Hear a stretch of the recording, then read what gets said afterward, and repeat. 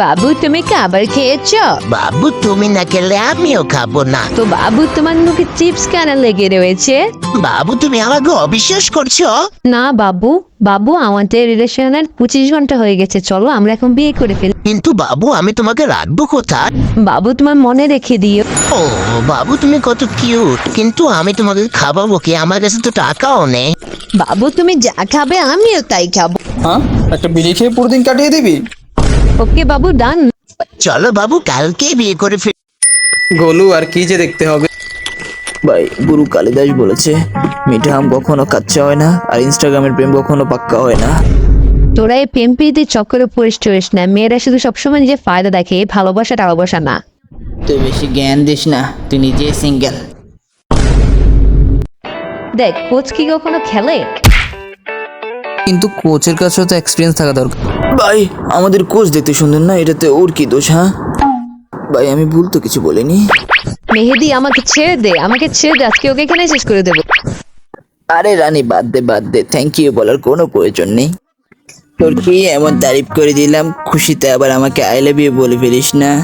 কিন্তু এই বোকা চুপচাপের দিয়ে কেন আসছে? এই বোকা হাদার আমার এখানে কেন আসছে? ইন্ডিয়াতে ফালতু করে দেবে, সরে পড়ি এখান থেকে। হে রানী, এটা কি তুমি না? আমি তোমাকেই খুঁজতেছিলাম। অ্যাকচুয়ালি আমার রিলেশনশিপের 25 বছর কেরিয়া, তুই তো আমাদের স্কুলের গর্ব। আরে না 25। মান্থ মানে 25 মাস? বাড়িয়া, তুই তো মেয়েদের নাম রোশন করে দিয়েছিস। আরে না গাধা, 25 ঘন্টা হয়েছে। তো আমি আর আমার বাবু প্ল্যান করেছি যে আমরা একটা অনেক বড় পার্টি অর্গানাইজ করব, যেখানে পুরো ক্লাসের সবাই ইনভাইটেড থাকবে। আর রানী তুমি কিন্তু আসবে, হ্যাঁ, আর তোমার বয়ফ্রেন্ড নিয়ে এসো। ওহ আমি তো ভুলেই গেছি, তুমি তো সিঙ্গেল। ভাই পুরো ক্লাস যাচ্ছে মানে আমরাও যাবো। ভাই তুই রেডি থাকিস, আমি লাল কোট পরে আসবো। এক সেকেন্ড, তোমরা মনে হয় আমার পার্টির রুলস জানো না। কি রুলস তোমার পার্টির? অসন্দের মানে সেটা আমার পার্টিতে এলাও না। ওয়াও বেবি তুমি কি ফানি। মানে কি তুই কি বলছিস? তুই নিজের পার্টিতে নিজে আসবি না?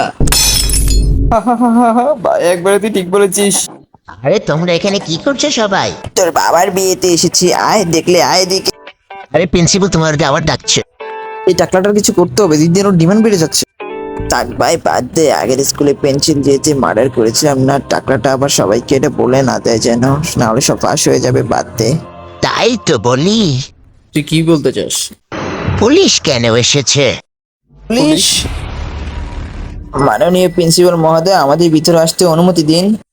আর স্যার আপনার মতো মহান মানুষ আমি আমার জীবনে দেখিনি, শত আপনার মাথায় চুল নেই, তারপরও কিন্তু আপনি আমাদের ইন্সপিরেশন। এবার আমাদের ভিতরে এসে পারমিশন দিন। আর কত ভিতরে আসতে চাও তোমরা? তো স্যার আমরা যখন এতই ভিতরে চলে এসেছি তো বাইরে যাওয়ার অনুমতি দিয়ে দেন আমাদের। তো আমি আপনার কথার হাই ধরলাম, চল গুলো। এই দুজনের কথা বলছি না? হ্যাঁ, এই দুজনের কথা বলছিলাম।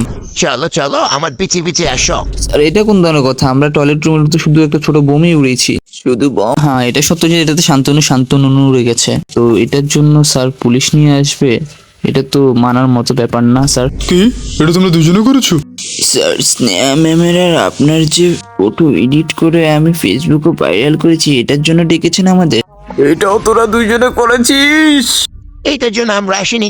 কি ভাই, আমি শুধু শুধু এই টাকলুকে আমার গুরুত্বপূর্ণ বক্তব্য দিয়ে দিয়েছি। কি বুঝ ছিল তোকে সত্য কথা বলার? তো আমরা শুধুই সব দোষ নিজের মাথায় নিয়ে নিয়েছি। স্যার আমাদের ফাঁসির কেসে আসামি হিসেবে জেলে ঢুকিয়ে দিন, না হলে এই জল্লাদ শিখা আমাদের ছাড়বে না। আচ্ছা ওইসব ঠিক আছে, কিন্তু আমরা করেছি কি? আসো আমার সাথে কনফারেন্স রুমে, ওখানেই বলছি সব। ভাই কি লাল্লো পুলিশ অফিসার, দেখ কত ইম্পর্টেন্ট কথাবার্তা চলছিল, আমরা 10 মিনিট যাবত বসে রয়েছি আর ইনি এখানে ল্যাপটপে বসে গেম খেলছে। আমি সব শুনতে পাচ্ছি তোদের। মানে লজ্জা শরম নেই দেখলি ভাই? মোটু তুই বল তুই কি করিস? আঙ্কেল আমি তুই পিওসি ক্লিয়ার করছি। তোকে দেখলেই বোঝা যায় তুই পকেট থেকে লুকিয়ে লুকিয়ে ছোলা খাচ্ছিস। গলি কখনো ফালতু কথা জবাব দেয় না।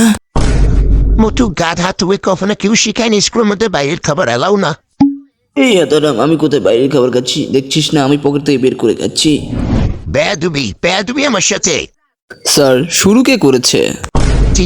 ঠিক আছে, তো বয়ানে আসা যাক। তো বয়ান পার্সোনাল ডিটেলস হবে। তো তোমরা থাকো কোন জায়গা? স্যার আমি বলবো। হ্যাঁ বলো। স্যার আমি আমার আব্বু আম্মুর সাথে থাকি। কি মা ওর সাথে? তো বলো তোমার মা বাবা কোথায় থাকে? স্যার আমার আম্মু আব্বু আমার সাথেই থাকে। মানে তুমি তোমার আম্মু আব্বুর সাথে থাকো, হ্যাঁ স্যার। আর তোমার আম্মু আব্বু তোমার সাথে থাকে, বরাবর পাশের রুমে। কিন্তু তুমি তিনজন কোথায় থাকো?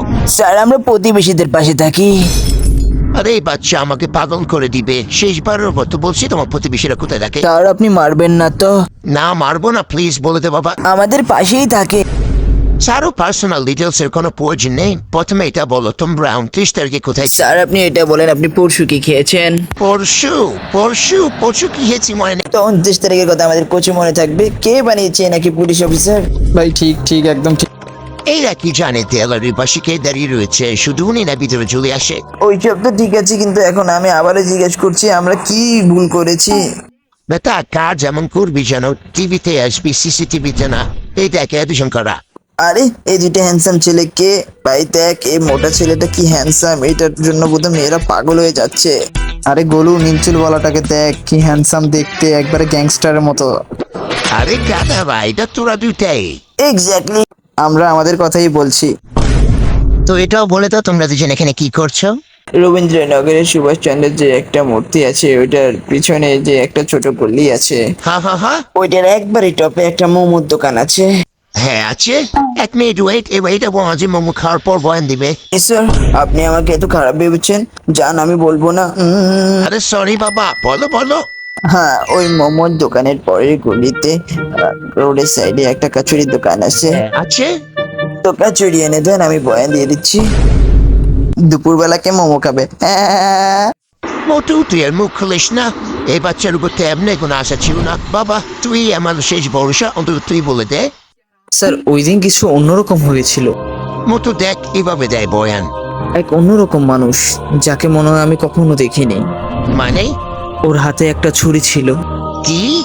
শুরুতে আমি মনে করেছি সে অন্য কারো খোঁজ করছে, পরে দেখি যে আস্তে আস্তে সে আমার দিকে আসছে, তারপর? একেবারে আমার সামনাসামনি চলে এসেছে। তারপর তারপর ওই লোকটা আমাকে ছুরি দিয়ে ঘ্যাঁচ কাহানি শেষ। মানে তুমি মারা গেছো?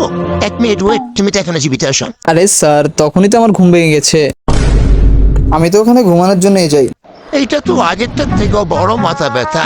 স্যার দিয়েছি না আমি বয়ান, দেখ গুলো এভাবে বয়ান দেয়। বাবা তোরা কিছুক্ষণের জন্য হলো চুপ হয়ে যা। স্যার ওইটাই তো আমরা বলছি, আমাদের ছেড়ে দেন। এমনিতে আপনার কাছে গ্যারান্টি তো আছে। গ্যারান্টি? তোমাদের গ্যারান্টি আমি কেন নেবো? মেহেদি ওইটা ওয়ারেন্ট হবে। মোটু তুই অনেক ইংলিশ পারিস মনে হয়। হ্যাঁ স্যার, ওই ওয়ারেন্টি হবে। স্যার আপনার কাছে ওয়ারেন্টি নেই? এটা তো আইনের বাইরে চলে যাচ্ছে। আমি এটা মানতে রাজি না।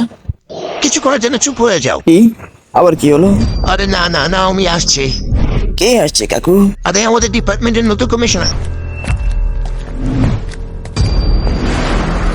আরে এটা তো ওই কমিশনারই। অনেক হয়ে গেছে নাটক। তুই কোনো টপার বা স্কলারশিপ পাওয়া ছেলে না। নিজের অকাত কখনো বলিস না। যতটুকু জিজ্ঞেস করেছি ততটুকুর উত্তর দে। আমাকে আইন শিখাতে আসিস না। স্যার আপনি ভুলে মনে হয় আমার কলার ধরে ফেলেছেন। আমি জানি তোদের মতো ছেলের সাথে কিভাবে কথা বলতে হয়। তোরা মার খাওয়ার পুত, কথার না। তোদেরকে তো আমি।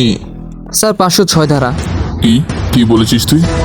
স্যার 506 ধারার অনুসারে আপনি কাউকে ধমকি দিতে পারেন না। আর যদি কথা বলে বয়ানের, তাহলে আপনি স্কুলের মধ্যে ঢুকে একজন নাবালিককে প্রশ্ন করছেন তার বাপ মার পারমিশন ছাড়া। আর স্যার আমরা আপনার উপর 376 ধারাও লাগিয়ে দেব। গোলু শালা 376 ধারা সাময়িক নির্যাতনের উপর লাগানো হয়। ওরে বাবা, আমি কিছুক্ষণের জন্য চুপি থেকে যাই। আমাদের হাত লাগানো তো দূরের কথা, যদি আমাদের গায়ে ফুলের টোকাও লাগে তাও 325 ধারা অনুসারে ঝুঁকিযুক্ত হামলার কারণে বেশি না 7 বছরের জেল হবে আপনার। আর যদি আমরা আরেকটু চেষ্টা করি, এই ঝুঁকিকে যদি আমরা মার্ডার পর্যন্ত নিয়ে যাই, তাহলে আপনার 307 ধারা অনুসারে বেশি না 10 বছরের জেল বা যাবজ্জীবন পর্যন্ত হতে পারে। তো স্যার ভালো এটাই হয় যে আপনি আমার কলারটা ছেড়ে দেন, নাহলে কে জানে কখন কি আবার হয়ে যায়। আমি তো ওকে সাধারণ বাচ্চা মনে করেছি। ও তো পুরো ল জানে। উরি বাবা, এত আইন তো আমিও জানি না। ভাই আমি তো তোকে লাল্লু মনে করেছি, তুই তো পুরো জিনিয়াস ভাই, জিনিয়াস। কি বলবো, আর যদি তুইও আমার সাথে দেখতি রোজ ক্রাইম পেট্রোল 10 থেকে 4 এপিসোড, তাহলে তুইও বলতি। স্যার অনেক হয়ে গেছে। স্যার আপনি আমাদের সম্মান দিয়ে কথা বলেছেন, এই জন্য আমরা বাচ্চাদের থেকে আপনাদের জন্মদিন নেওয়ার পারমিশন দিয়েছি, কিন্তু এখন আপনারা গুন্ডামি করছেন, এটা চলবে না। ভাই এটাই হচ্ছে আসল প্রিন্সিপালের রূপ। পুরো স্কুল ওনাকে গালি দিক, দরিন্দা বলুক, জানোয়ার বলুক, কিন্তু উনি আমাদের জন্য মহান মানুষ। আর গোলু, কাল তুমি তোমার মা বাবাকে নিয়ে এসো। টাকলাটা আসলো একটা শয়তান। তো স্যার এখন আপনারা যেতে পারেন। তো স্যার আমাদের বয়ান। চলো। তো স্যার আরও একটা কথা, আমি আমার অকাত জানি, আপনি শুধু আপনারটা ভুলবেন না।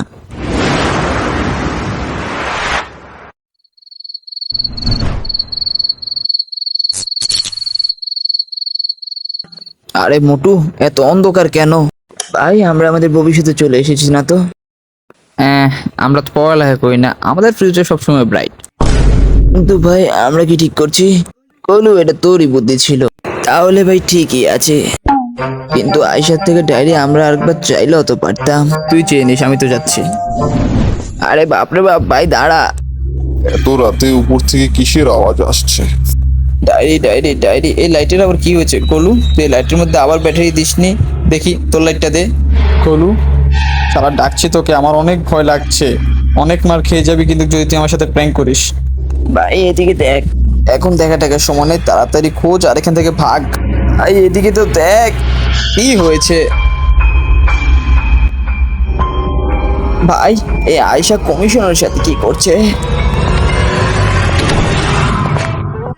তো এটাই ছিল দ্য ব্যাকবেঞ্চারের আরেকটা এপিসোড। আপনারা যদি ব্যাকবেঞ্চারের আগের এপিসোডটা দেখতে চান তো ওটা ডিসপ্লের মধ্যে শো করছে।